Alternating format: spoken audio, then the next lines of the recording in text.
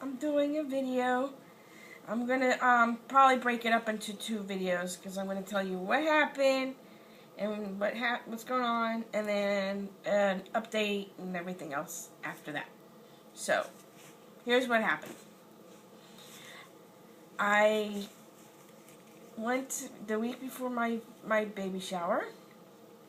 I was going to get my nails done, my feet done, and and go get an outfit for my baby shower. I haven't bought any clothes yet or nothing, so I decided to go out and have a girls' day with my mom and my sister.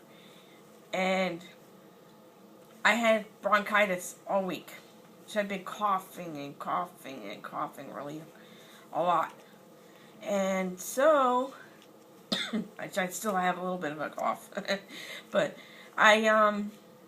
everything was okay. I was starting to feel a little bit better, and then I kind of felt not right, and then when we got to the nail place, so I went in to the bathroom and checked, and it was like clear, wet, and I'm like, that's not pee or anything. It didn't look like it, so I went in, got my nails done and my toes done.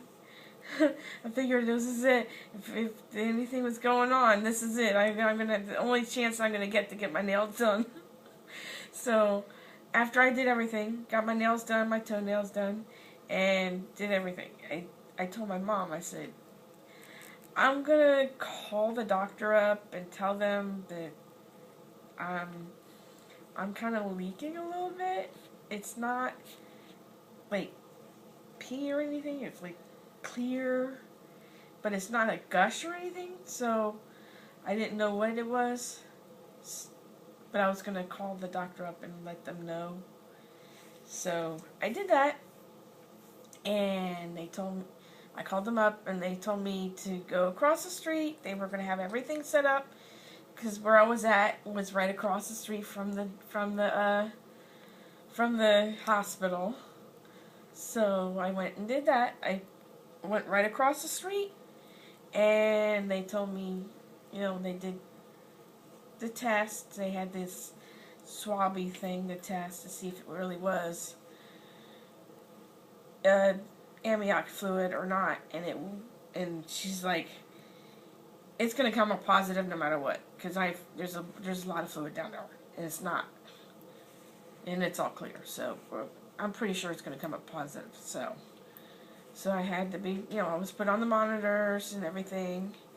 Everything looked good. The babies looked good on the monitors, and they came back in and told me, yeah, it's positive, and I'm being admitted. So I got wheeled upstairs to OB high risk. It wasn't labor and delivery because they weren't ready to deliver me yet, because I was only 29 weeks. At the time, I was only 29 weeks. I was almost 30 weeks, but it was like a couple days. But they told me, no, they're going to try and keep them in as long as possible. So they gave me the steroid shot. They gave me fluids and antibiotics by the IV. And they just had to wait it out. I went down to high risk, got a ultrasound of the babies. They said that they were okay. They were still moving around. The one that had the least amount of fluid in it was squirming and moving and waving its hands and kicking its feet at him at the ultrasound machine. So, and they said that so far everything looked okay. There was still fluid in there, but not. It was lower, but it was just not completely up, completely full. So the plan was to stay here as long as possible to see how long I can go without going into labor or running out of fluid. And they wanted me to stay here, go into the hospital, get the you know, get the antibiotics in, the steroid shots going, and that way I can hopefully make it to 30. They want me to stay here till 34 weeks. So that's my story for what happened and how I ended up in the hospital.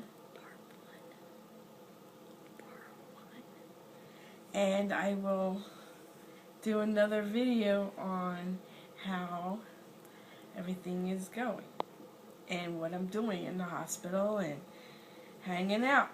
So, part 1, how I ended up in the hospital, and then I'm going to do a part 2. Bye.